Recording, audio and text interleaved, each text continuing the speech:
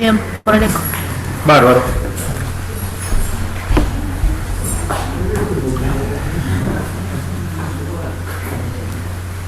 Hoy vamos a ver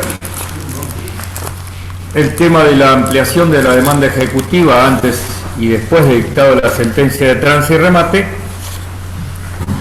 y también vamos a ver la parte de lo que es la intimación de pago dentro del proceso ejecutivo.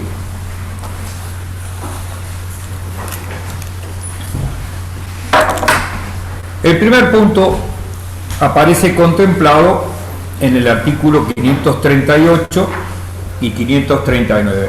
538, ampliación anterior al dictado de la sentencia. 539 es la ampliación posterior al dictado de la sentencia de trance y remate.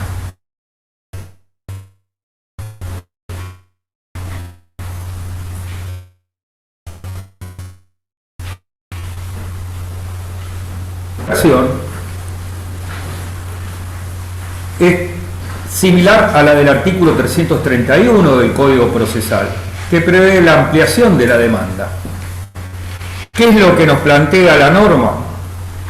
La norma nos plantea un proceso ejecutivo, un título ejecutivo que contiene una obligación única y que se va a pagar en distintas cuotas o plazos. Eso es lo que nos plantea. Entonces, lo que nos dice es, si hay un título único, pero hay sucesivos vencimientos, yo no necesito iniciar por cada vencimiento un nuevo juicio ejecutivo, sino que lo que voy a hacer es ampliar el monto de lo reclamado. ¿Está? Por un principio de celeridad procesal, como hay un solo título, obviamente lo voy a analizar con la primera intimación de pago, pero después, una vez ya analizado este título, no opuesta a excepciones, yo puedo seguir ampliando la ejecución. Esto es sintéticamente lo que me plantea la norma. ¿Qué pasa? ¿Cuáles son las dificultades que se nos pueden plantear? Particularmente lo que uno está viendo acá es que no en todas las situaciones que se pueden plantear dentro de una ejecución podemos decir puedo ampliar la ejecución. ¿Es verdad? ¿Por qué? Porque acá yo estoy pensando en un contrato de mutuo que tiene distintos vencimientos, que no hay caducidad de los plazos, obviamente que eso ya seguramente no existe más, porque hoy por hoy, si yo voy a celebrar un contrato de mutuo y le digo que me va a pagar en cuotas, si no me paga una cuota, lo que voy a hacer, pactar es la caducidad de los plazos, ¿es verdad? Entonces va a ser exigible la totalidad del saldo deudado. Por eso este tema va a aparecer más vinculado, el tema de la ampliación de la demanda, a otro tipo de obligaciones, que son las de vencimiento periódico.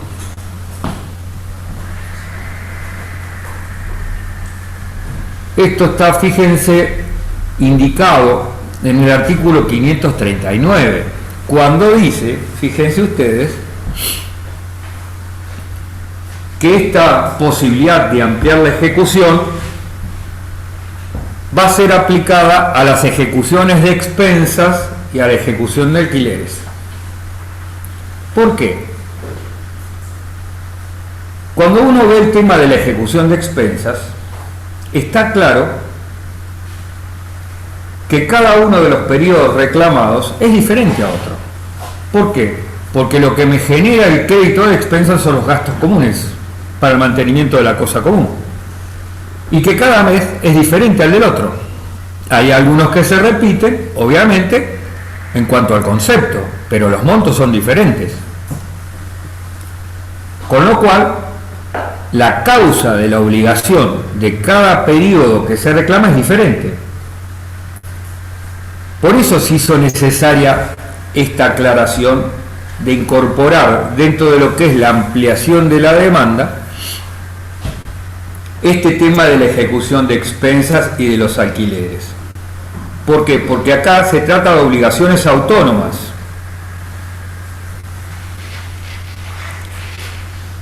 Fíjense ustedes,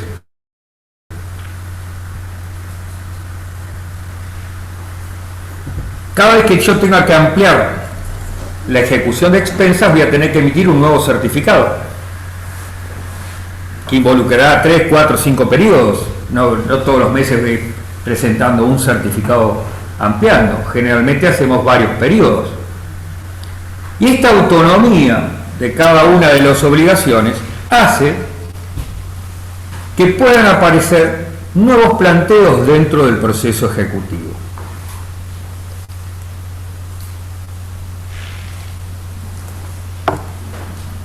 Una de las cosas que establece el Código y que marca una diferencia entre el Código de Nación y el Código de Provincia es que en el Código de Nación dice que por cada ampliación hay que hacer una nueva intimación de pago.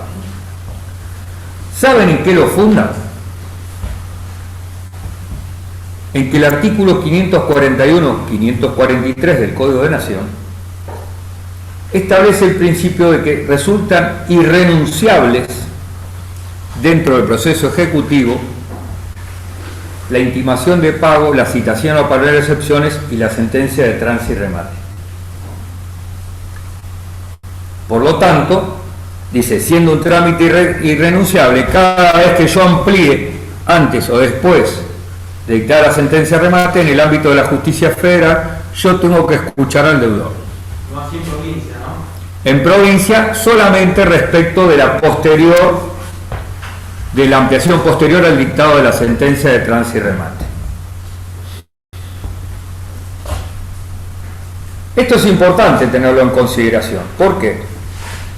Porque cuando uno piensa la lógica de este artículo y lo piensa para la obligación única con vencimientos sucesivos en cuotas o nuevos plazos, claro, uno piensa, hoy intimo el pago con este contrato de mutuo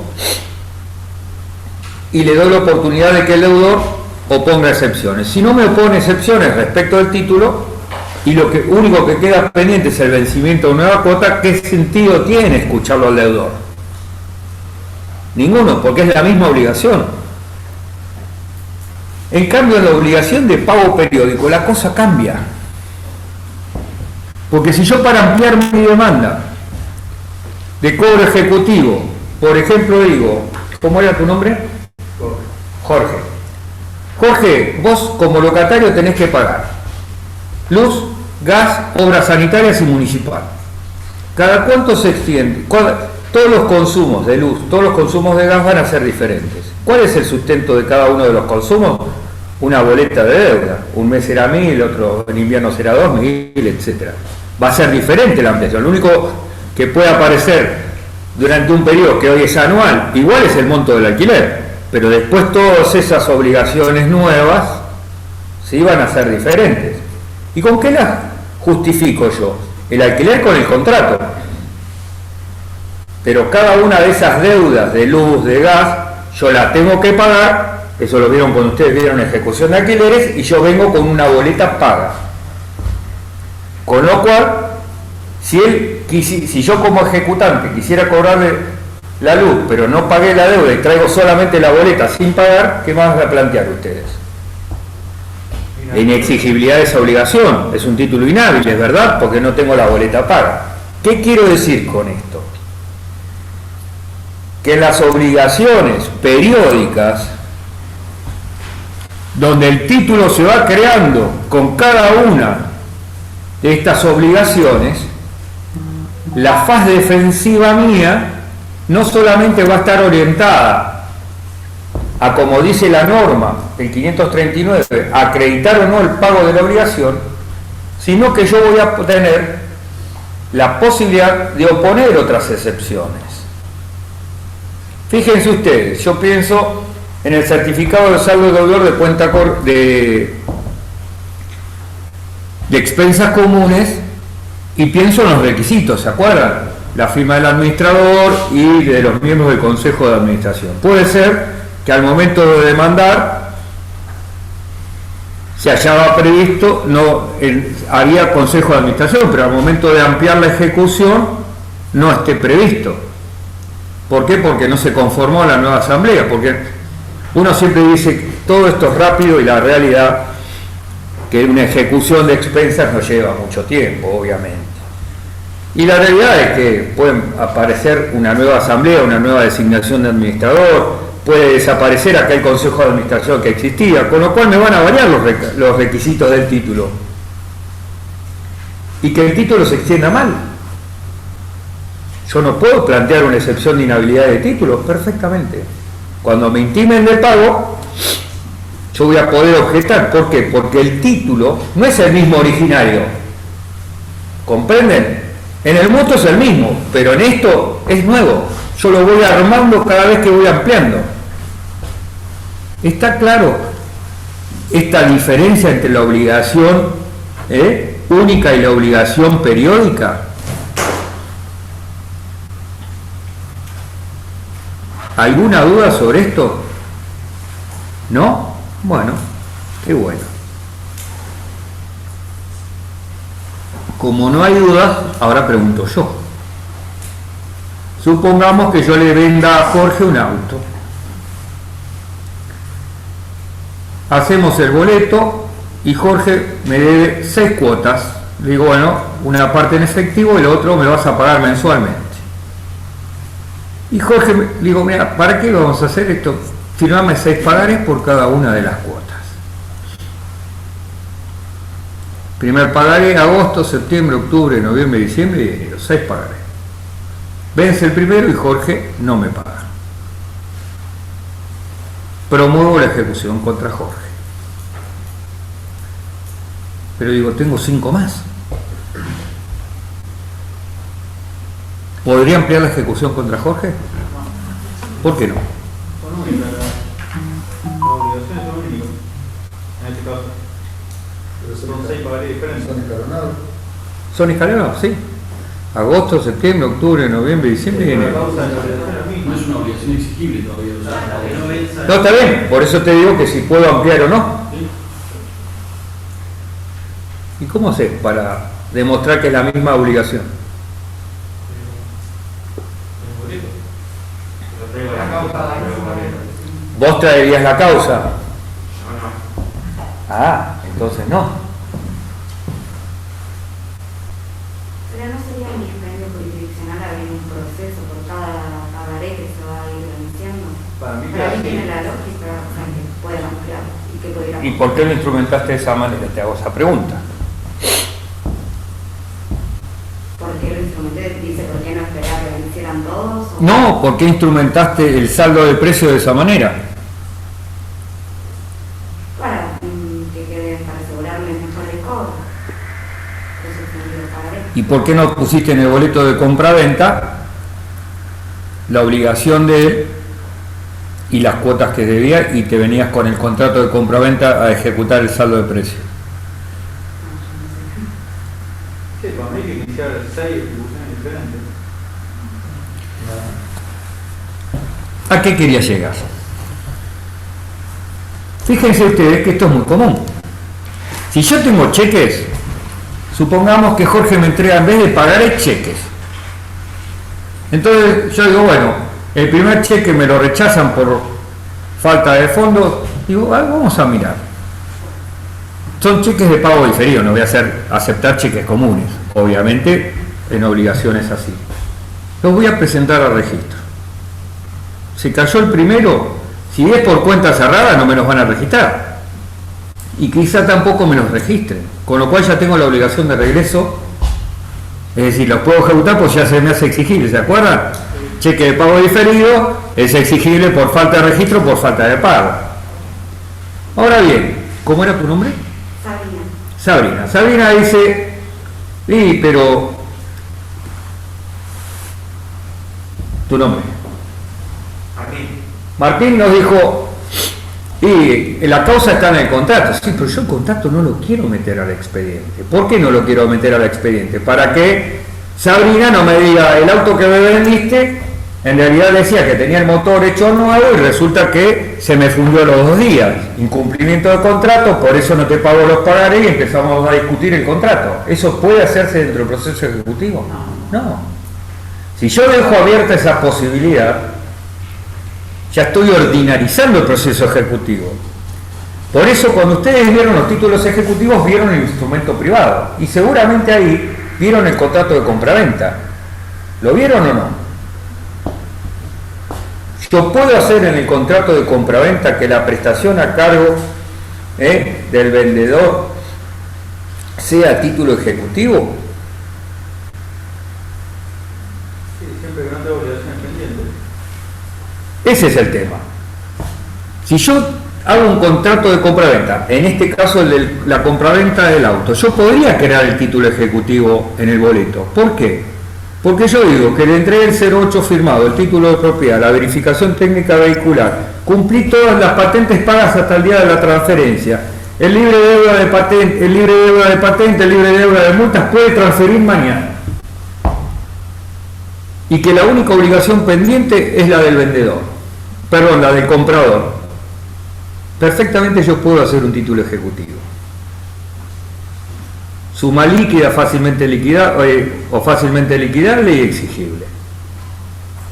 Y ya tengo el título ejecutivo, no necesité el pagaré. ¿Comprendés? Entonces, Sabrina, el tema está en la incorrecta instrumentación. Porque yo tengo 6 pagarés, se me concursa Jorge y ya no tengo nada, ¿verdad o no? Tengo 6 papeles para encender el fuego el domingo. Son 6 funciones diferentes aquí. En definitiva, por ahí vas a encontrar algún pronunciamiento judicial que te dice para el pagarés correlativos y si vos haces la salvedad de la demanda de que el mismo deudor emitió tantos pagarés, desde un punto de vista eso es inconcebible. Porque no está previsto, es la obligación única. Está mal instrumentada la obligación. ¿Por qué? Porque todo el mundo cree que si tengo pagaré título ejecutivo, si tengo un mutuo no tengo título ejecutivo. Un error. Por eso, ustedes vieron el pagaré de consumo el otro día, seguramente Coco Casal te había dejado la cabeza así, ¿no? Dijo poco. ¿Eh? Dijo poco. Sí, ¿no? Sí. Y vino con PowerPoint y todas esas cosas. Y yo le digo, para mí es un disparate el pagaré de consumo. ¿Por qué? Y porque si tengo contrato de mutuo que accede al pagaré, ¿para qué me pedís el pagaré? Vengo con el mutuo, título ejecutivo incompleto y ejecuto el mutuo, ¿verdad?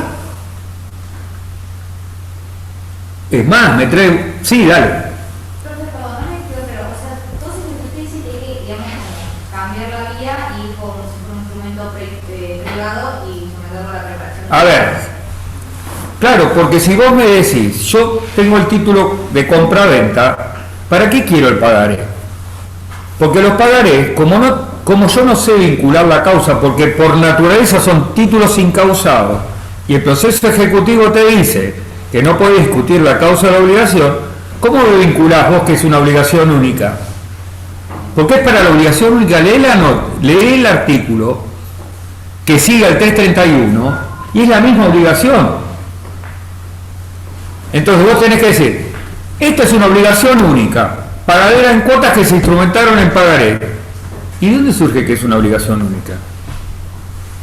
En lo que vos decís.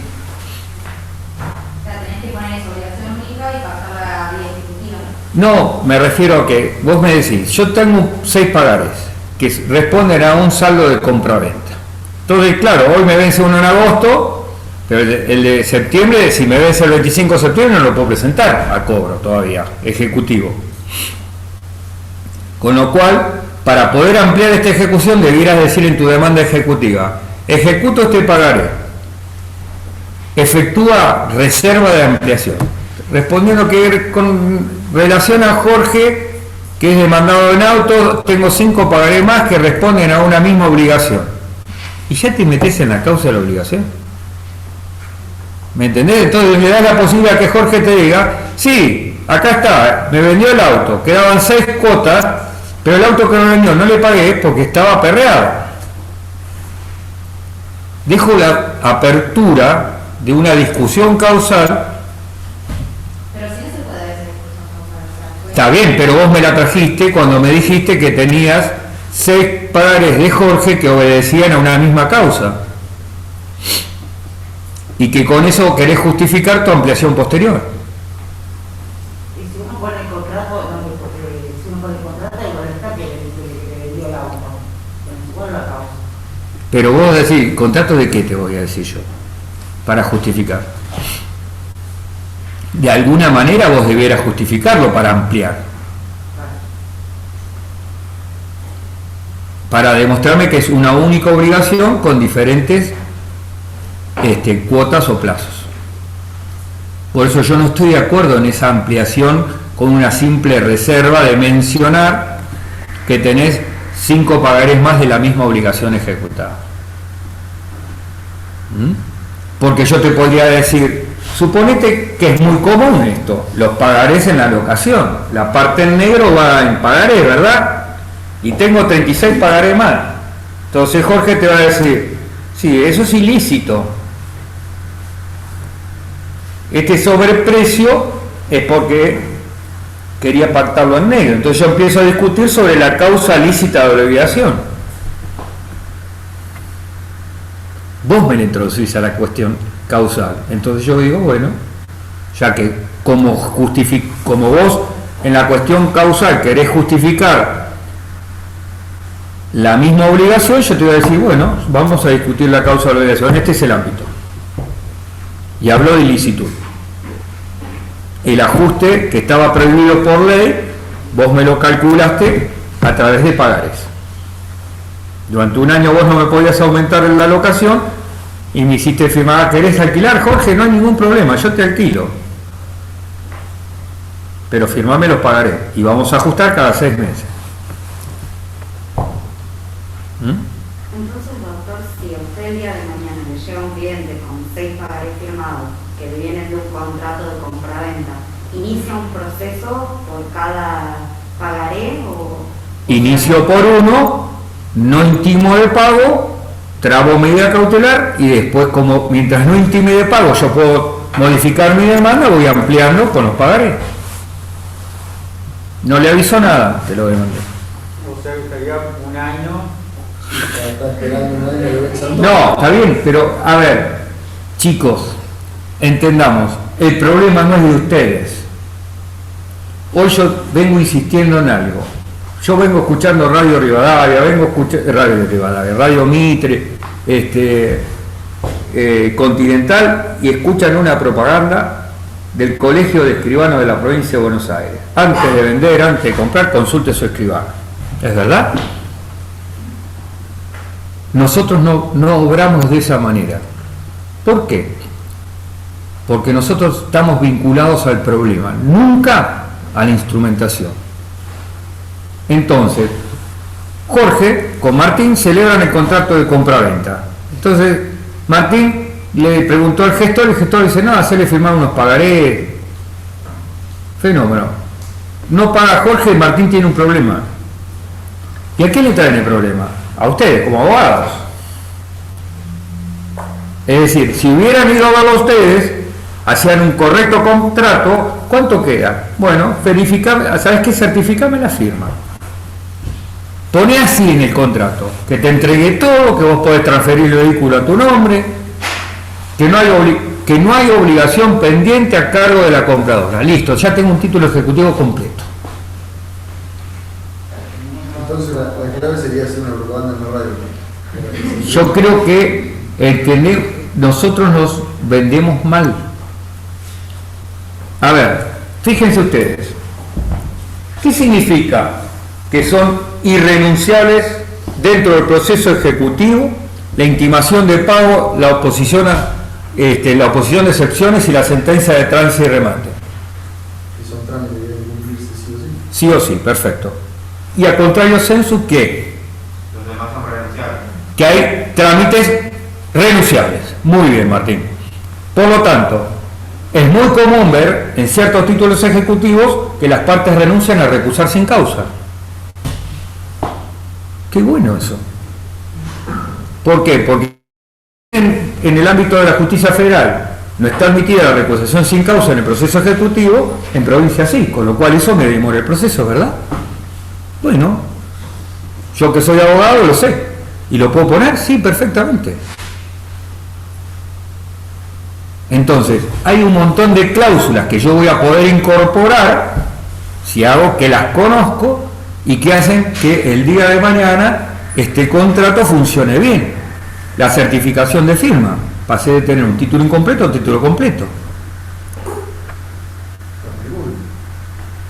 ¿Por qué? Porque hay casos que con esa certificación de firma y todo, es lo mismo. Dame un ejemplo. El título de por expensas. No, por expensa. Alquiler. Por alquiler. ¿Y quién dijo que es incompleto? La otra mitad de la cátedra. Como para no dar nombre, no quiero ser jodido. No. Vamos, a ver.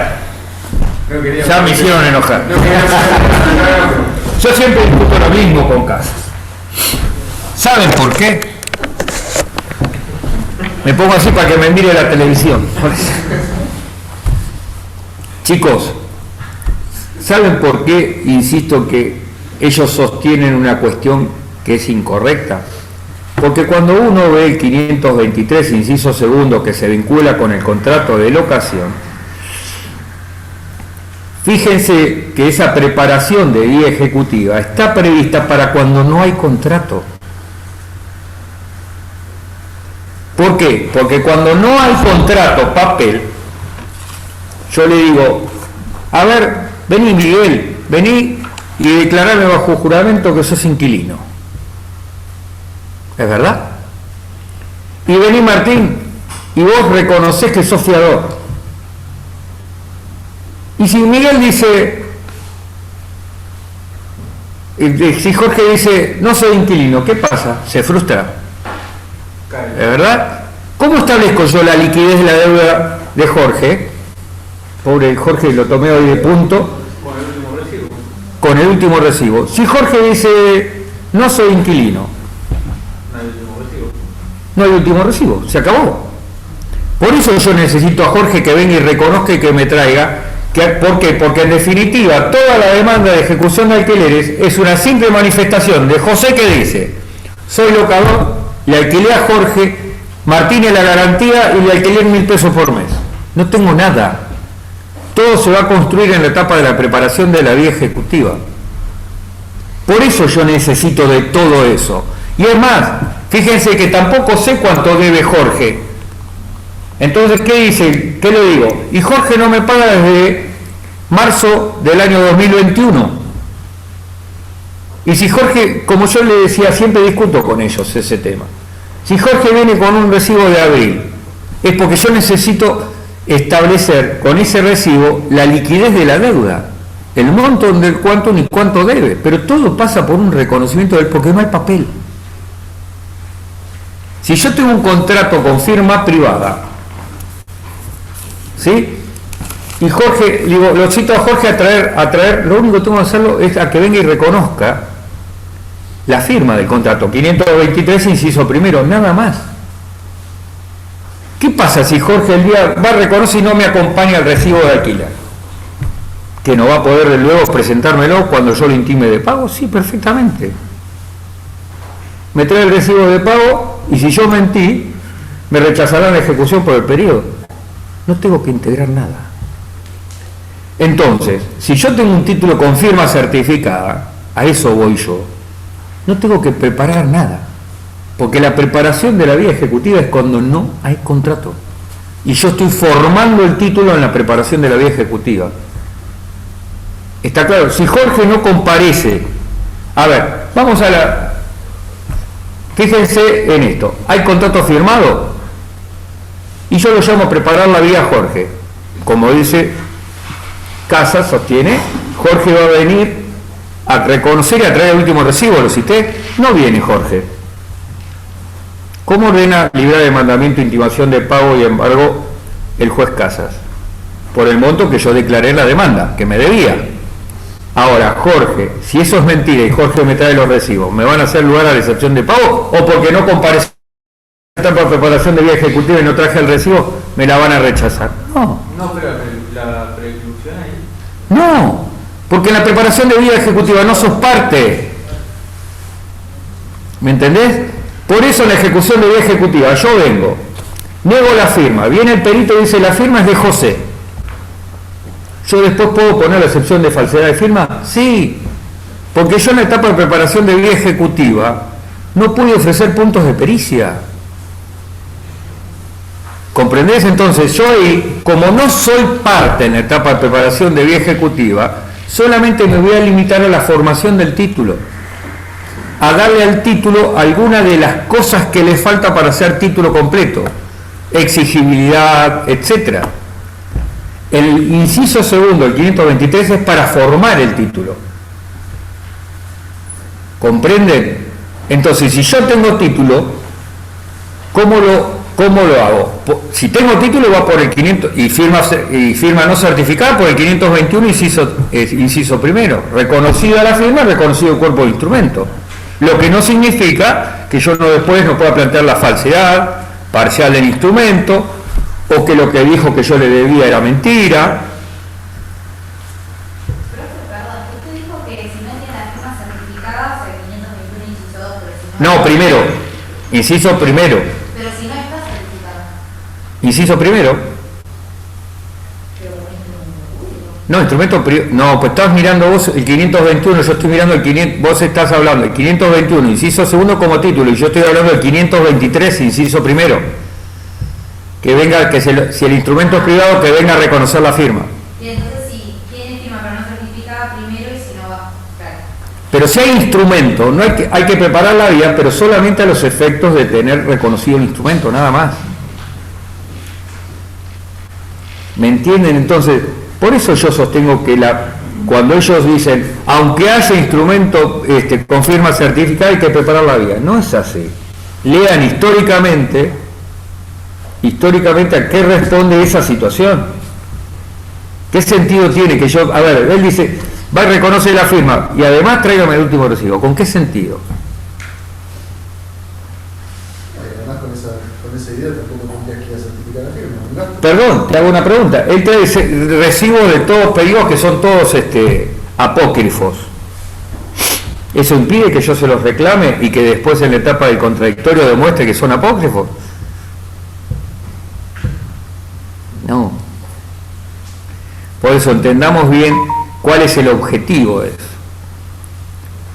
Y lo que yo les decía hoy, el problema que tiene la gente y que nosotros tenemos que cambiar en el ejercicio profesional es que nosotros sabemos instrumentar las cosas de manera que estas cosas funcionen mejor frente al incumplimiento. Pero para esto tenemos que intervenir en el otorgamiento del crédito. Cualquiera sea su forma, porque en definitiva alquilar es otorgar un crédito. Hoy contaba de una señora que me viene a ver con un contrato de locación que obviamente incumplido, encima con este tema de las prórrogas que hubo, tiene a los inquilinos adentro, interín muere el marido, y resulta que miro la garantía, no, porque dice el señor dio en garantía, ¿vieron lo típico? El fiador es propietario de tal inmueble, qué sé yo. En este caso no decía eso. Entonces no, porque me dijeron que era propietario de tal cosa. Pedimos certificado de dominio, nada. Cuando me pongo a leer la cláusula que le hicieron a esta señora, que el señor fulano de tal es poseedor del inmueble de tal, hecho con muy mala intención. Porque si yo le voy a poner a alguien que, a ver, viene Jorge, pobre Jorgito, vamos a verlo a Juanito ahora. Viene Juanito y me dice, no, porque yo soy poseedor. Ah, ¿cómo no? ¿Vas a salir de garantía, Juanito? Sí, ¿cómo no? A ver, ¿cómo sos poseedor vos, querido? ¿Tenés boleto de compraventa?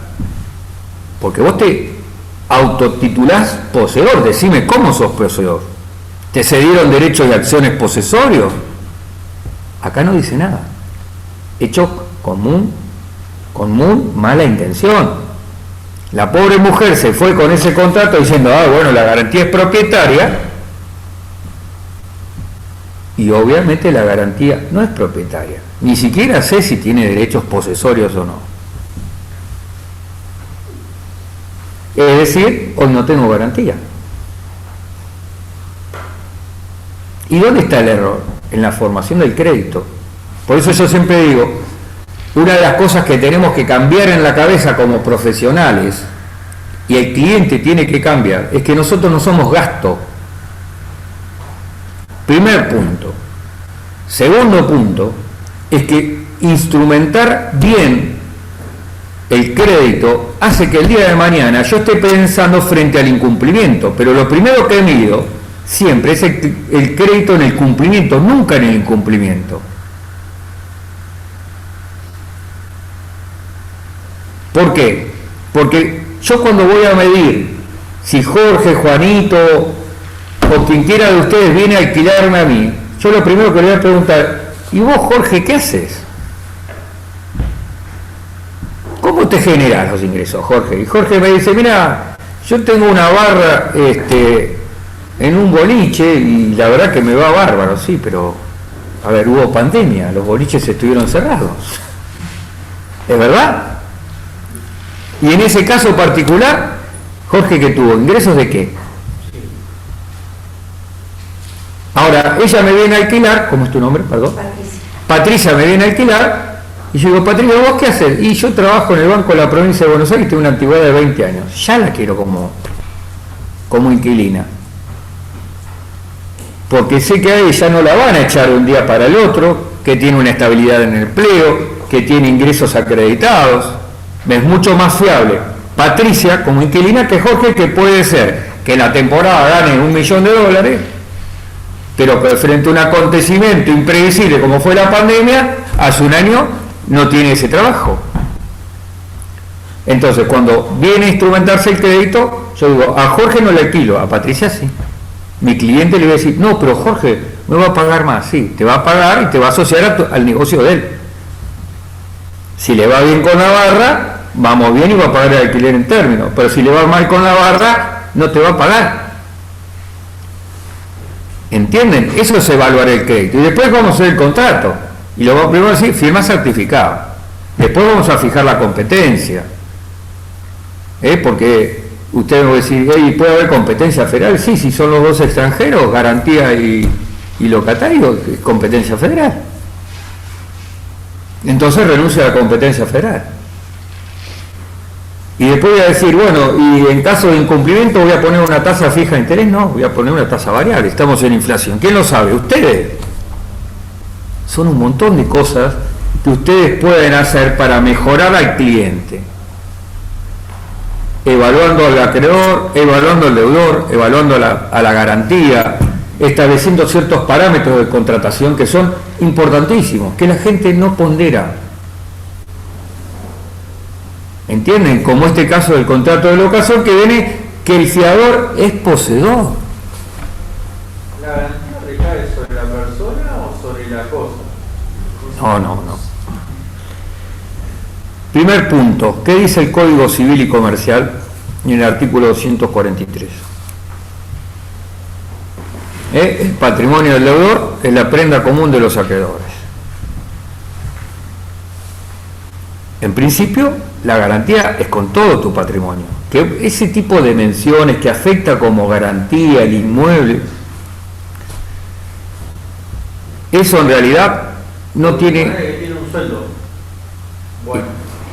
Está bien, puede tener un sueldo bueno y puede ser en parte es inembargable. El salario mínimo vital y móvil es inembargable.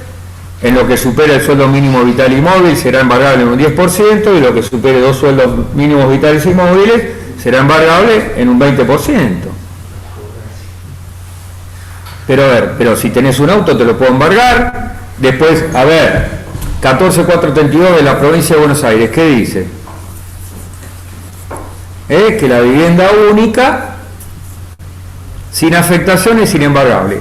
Para que tengan una idea sobre la constitucionalidad de esa norma, se ha debatido el tema, y en este momento hay una cuestión que está centrada, esta discusión, en la Corte Suprema de Justicia, acerca de la constitucionalidad de esta inembargabilidad genérica que establece la ley provincial. Y el dictamen del Procurador General es favorable a la validez constitucional de esta norma, con fundamento en los pactos internacionales.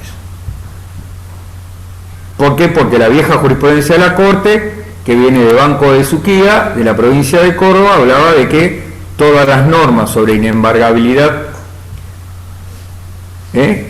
sobre desafectación de ciertos bienes del patrimonio, debían ser de naturaleza del Congreso Nacional. Y en este caso estamos hablando de una inembargabilidad en la vivienda única, con la particularidad de que la misma ley 14.432, en el artículo 9, prevé que es renunciable esta inembargabilidad.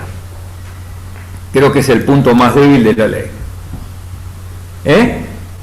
Pero fíjense ustedes cómo, por más que yo diga, afecta como garantía, ¿qué significa? ¿Cómo interpretas vos? ¿Como una renuncia al artículo 9 o no?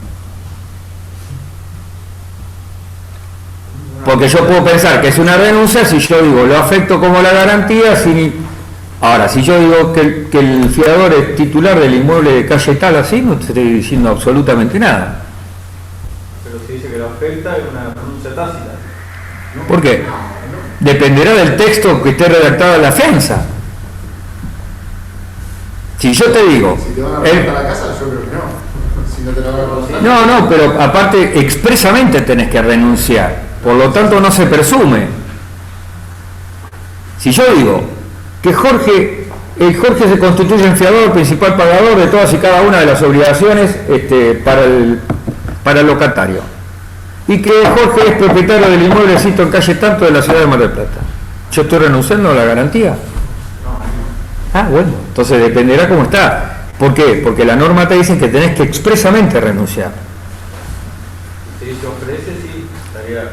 Entonces, ahí viene el tema de la necesaria intervención de un abogado.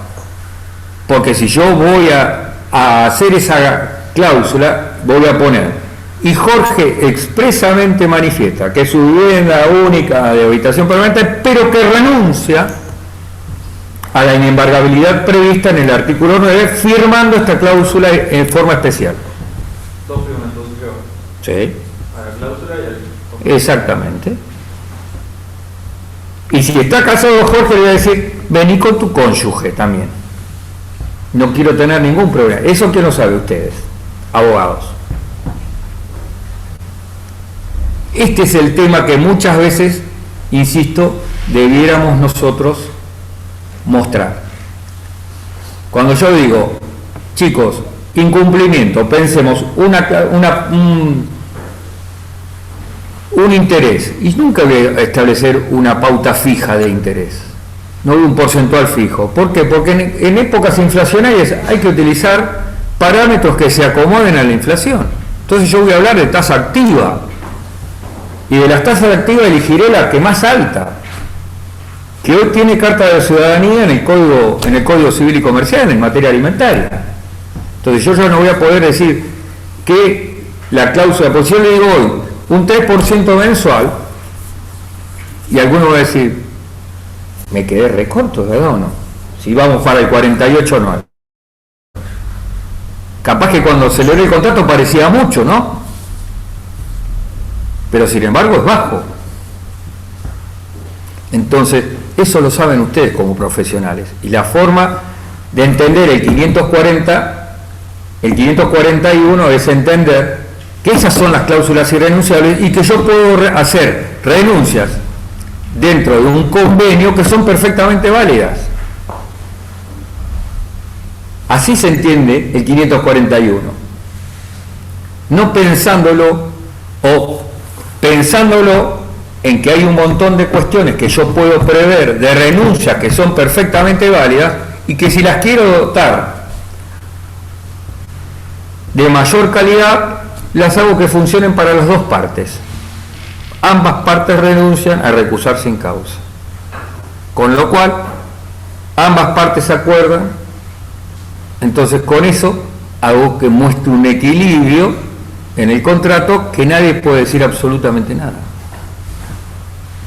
¿Está? Esa es la forma de pensar las normas. No sirve. Antes habían pensado esto de la renuncia. Tiene carta de ciudadanía ahí. ¿Y por dónde lo vimos? En la ampliación. Por eso la ampliación, esto es lo que quería transmitirles hoy. Uno piensa en la ampliación y cuando ve el código ve que en la intimación nueva de pago, en la ampliación posterior al dictado de la sentencia de tránsito y remate, solamente se puede discutir el pago o no de la obligación. No, es mentira. En la obligación periódica es mucho más la posibilidad que yo tengo defensista. Obviamente, la competencia ya la tengo consentida, pero el título que me traen es nuevo, entonces ¿lo puedo analizar? Sí lo puedo analizar. Yo sé que la obligación periódica de expensas nace individualmente, entonces, ¿qué pasó? Y me peleé con el administrador. ¿Por qué? Porque no le pagué junio y julio porque me dijo que haga unos arreglos en el departamento que después me los reconocía en la expensa, que no lo iba a pagar, y resulta que me manda la expensa y no me reconoció el crédito. Entonces le quiero discutir eso. Pero el de agosto se lo pago y voy a la administración a pagar y no me puede negar la recepción del pago. ¿Por qué? Porque son obligaciones individuales. ¿Está? Por eso también es importante conocer la naturaleza de la obligación. Muy bien. ¿Alguna duda sobre este tema de la ampliación anterior o posterior al dictado de la sentencia de tránsito y remate? Muy bien. Vamos a ver el tema de la intimación de pago. Este es uno de los actos irrenunciables dentro del proceso. Como dice el artículo 541,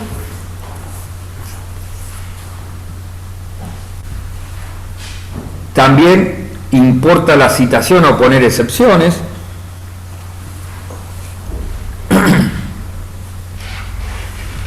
Dentro del plazo de 5 días, con más la ampliación legal.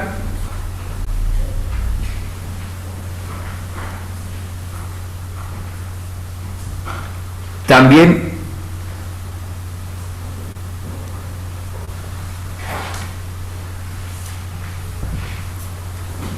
se lo cita para que constituya domicilio bajo apercibimiento de tenerlo por constituido en los estrados del juzgado, artículo 41. Y es importante destacar acá que en el proceso ejecutivo no hay declaración de rebeldía. Por lo tanto, en el ámbito de la provincia de Buenos Aires, del Código Procesal, si no constituye domicilio, la sentencia de tránsito y remate se le va a notificar por Ministerio de la Ley. No así en el ámbito del Código Nacional, que se le va a notificar por cédula, aun cuando no constituya domicilio. Perdón, ¿pero se debería notificar por cédula también en provincia? No. ¿Sería lo correcto? No. No, porque vos no cumpliste con la carga del 41 y no hay declaración de rebeldía. Acordate que es un proceso especial, con sus reglas especiales. Hay autores que dicen ¿Qué autor? Palacio, ¿no es eso? No, pero Palacio está hablando del Código de Nación, no de provincia. Palacio te lo habla respecto del Código de Nación. Por eso hice esa salvedad. Fíjense ustedes que obviamente la intimación de pago implica trabar la litis e impide la transformación de la demanda.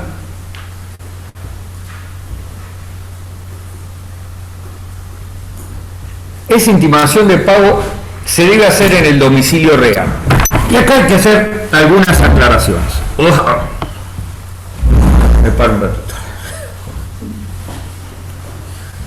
Fíjense ustedes, en principio, cuando uno entabla una relación procesal, siempre reitera el concepto de que esa relación procesal se va a notificar en el domicilio real de la persona demandada. Domicilio real en el concepto que da el artículo 73 del Código Civil y Comercial y 74 que es el domicilio legal. ¿Por qué? Porque ustedes tienen sujetos que hablamos de domicilio legal. personas jurídicas, militares, funcionarios públicos, etc. Muy bien. El representante legal del incapaz, etc. Muy bien. Pero también puede ser que esta relación jurídica imponga la constitución de un domicilio especial, en cuyo caso esa intimación de pago puede ser desplazada al domicilio convencional especial, que es el del artículo 75 del Código Civil y Comercial. ¿Y en qué casos tenemos domicilio especial? El otro día conmigo, ¿qué vieron? Cheque. Muy bien. ¿Qué dijimos del cheque del artículo 3? Que imponía la constitución de un domicilio y que en el cheque aparecía ¿dónde? En el anverso, y que como tenía obligación de actualizarlo, el cuentacorrentista puede ser que si lo actualizó, en el rechazo bancario aparezca el domicilio constituido. Y ese domicilio constituido es a todos los efectos del cheque. Por lo tanto, se ha admitido que la intimación de pago sea dirigida a ese domicilio especial. ¿Qué apareció con la modificación al artículo 75 por la ley 27.551? ¿Qué modificó del Código Civil? La ley de alquiler. Sí, pero modificó el 75. Fíjate vos, ¿cómo es tu nombre? El que habló recién. Ah, Martín habló. Perdón, pensé que había hablado tu compañero. Claro, uno dice la 27.551 es la ley de alquileres. Mentira. Trae modificaciones al texto de la locación de inmuebles, pero trae otras modificaciones. Una de ellas es al Código Civil, que me habla de la posibilidad de constituir un domicilio electrónico en el contrato.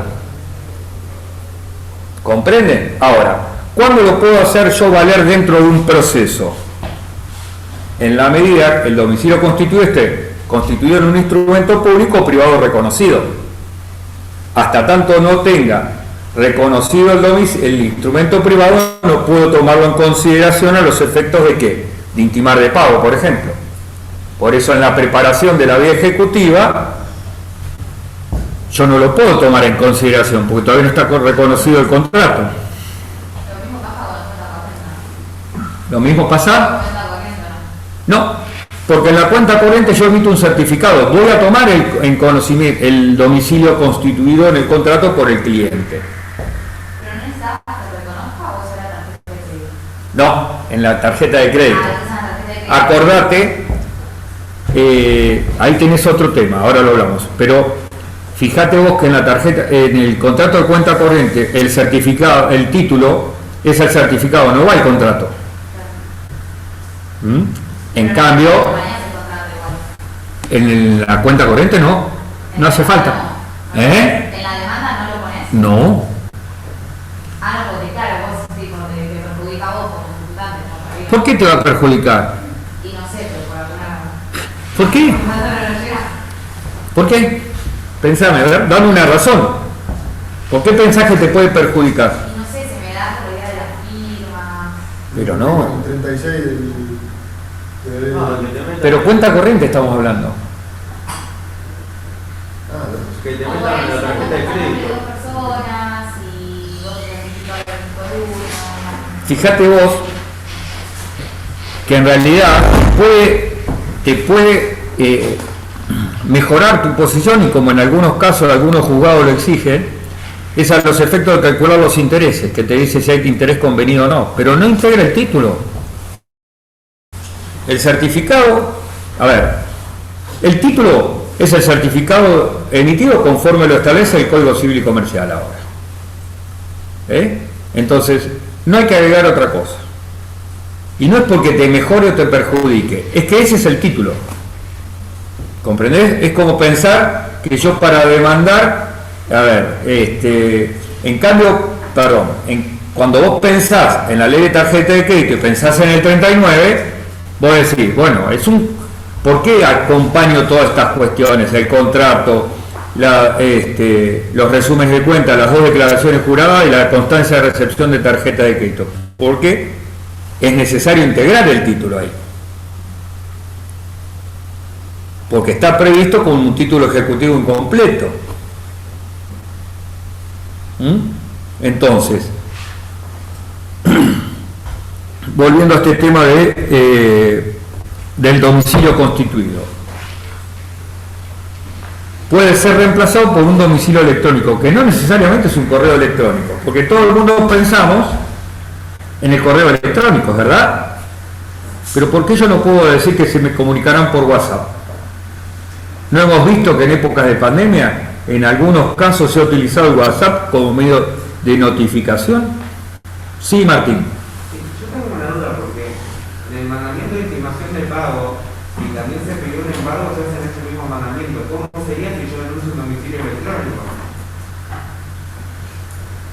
A ver, no entiendo. Sí, el mandamiento de intimación de pago.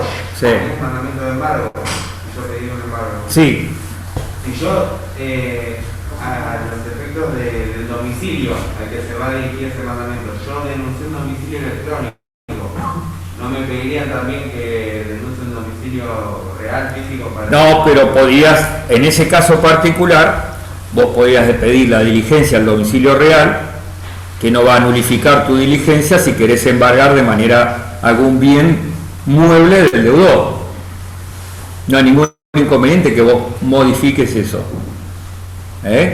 Uno está planteando cuestiones acerca que podrían aparecer vinculadas a imposibilidad de realizar la diligencia judicial.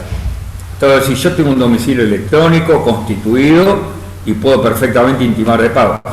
Esto, a ver, habitualmente cuando uno piensa en el proceso ejecutivo está pensando que una vez que tenés un título completo o un título completado a partir del procedimiento del 523, vos vas a tratar de pedir una medida cautelar preventiva.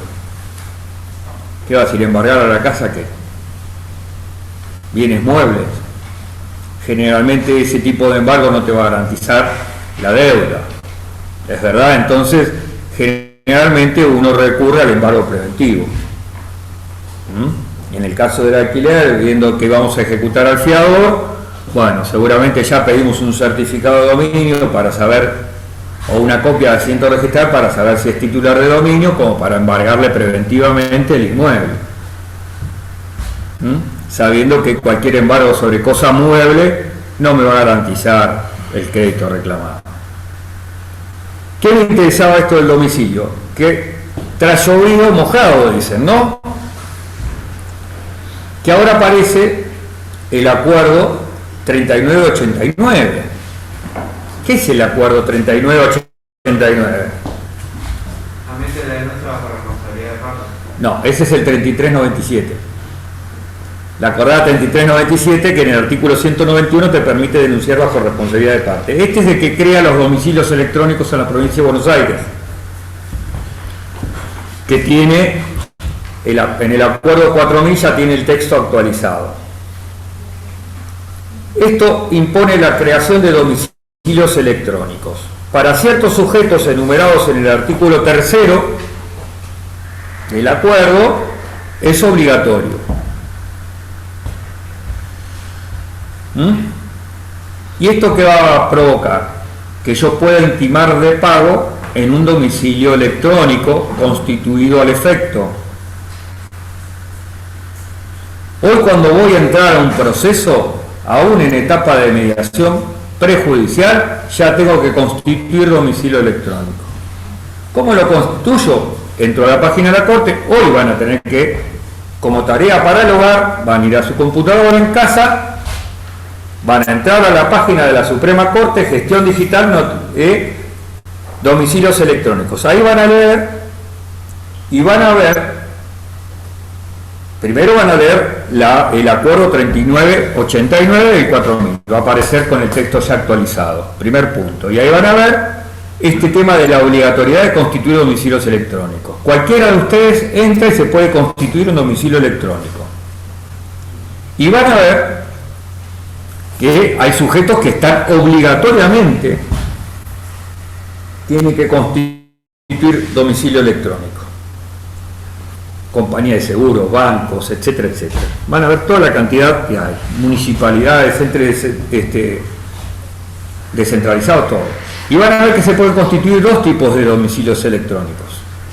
Aquel que van a tener a los efectos de notificar, por ejemplo, las demandas, y algunas personas jurídicas van a ver que dice, por ejemplo, la compañía de seguros dice oficios, tiene un domicilio para oficios y un domicilio para que le notificamos la demanda.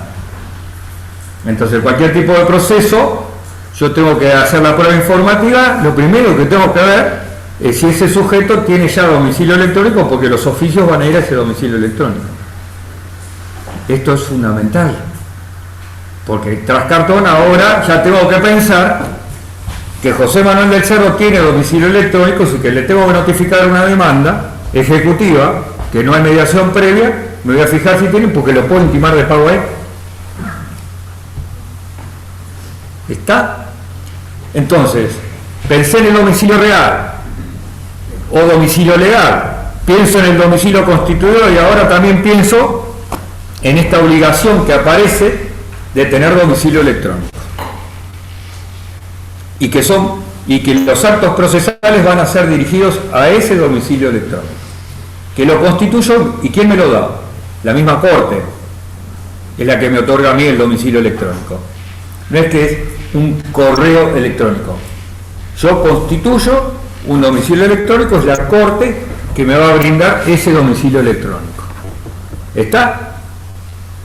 Esto es muy importante porque es una modificación en las relaciones procesales, que además, fíjense, cuando yo voy a la etapa de mediación previa, mi mandante tiene que constituir domicilio electrónico bajo apercibimiento, que si no lo constituye, va a tener por constituido domicilio electrónico en el del abogado, con lo cual la notificación de la demanda fracasada la mediación se va a notificar en el domicilio electrónico del abogado, que me trae otros problemas.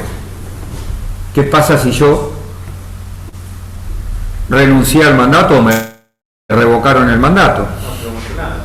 ¿Eh? No se lo muestro nada. ¿Cómo? No se lo muestro. Aquí ¿No qué? no se lo muestro la demanda. Ah, vos sos maldito. Si me revocan poder, sí.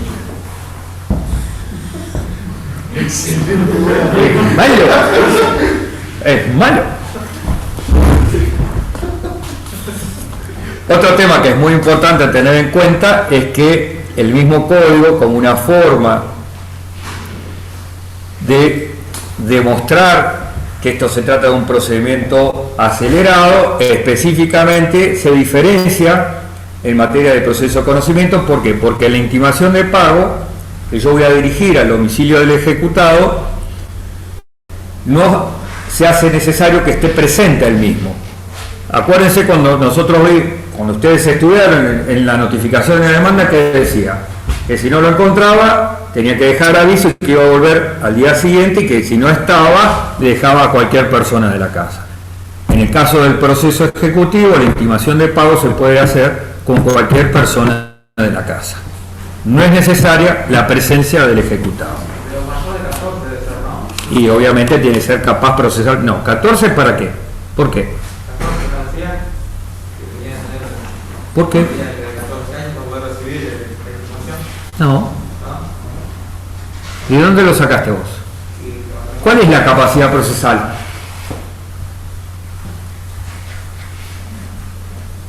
¿Es diferente a la capacidad civil?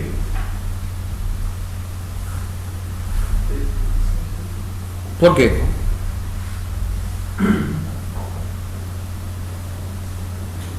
Defenderlo. O sea, que dijimos que sí, hay que defenderlo. A ver, pensemos. Chicos, ¿el acto procesal es formal? Sí. Hay distintos actos procesales, ¿es verdad? Uno de los requisitos del acto procesal de parte, fíjense que estamos hablando de derecho procesal en general, es que el sujeto que lo realice sea capaz. Vos te estás confundiendo con el testigo, que el código habla de 14, que era el menor adulto del Código Civil, y que ahora, desde mi interpretación, es de 13 años, porque el menor adulto es, de acuerdo al nuevo Código Civil, es 13, pero la capacidad procesal en general no dista de la capacidad civil. Sí, pará. Pero si vos después empezás a ver ciertos actos procesales, el menor que ejerce trabajo puede estar capacitado para reclamar en juicio Entonces empezamos a ver y analizar distintos actos procesales. Pero en principio la capacidad procesal no difiere de la capacidad civil. Después analizamos distintos actos procesales a ver si puede haber excepciones a ese tema. ¿Está claro? Entonces, esta es la realidad. En principio, el acto debiera entablarse, obviamente, con un sujeto que sea capaz civil procesalmente, no con cualquiera de la casa. Cualquiera de la casa, obviamente, si el nene tiene 12 años, le voy a dejar el mandamiento y salgo corriendo. Dáselo a su papá. Entonces, esa diferencia, obviamente, siempre hay que tenerla en cuenta, siempre hay que pensar en los requisitos del acto procesal. Hay muchos actos procesales. El primer requisito del acto procesal del juez, ¿cuál es? Del órgano judicial. Obviamente. ¿Vieron cómo vamos aprendiendo a pensar de manera diferente? Y prácticamente hoy lo volví loco a Jorge, a Martín y a Juanito poquito. Nos vemos, si Dios quiere, el lunes que viene. Gracias.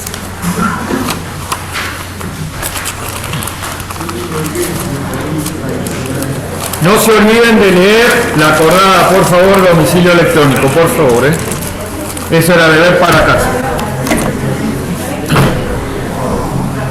Sí. Sí, no, decime. ¿Para qué cierro acá? Sí. Si el caso es, por ejemplo,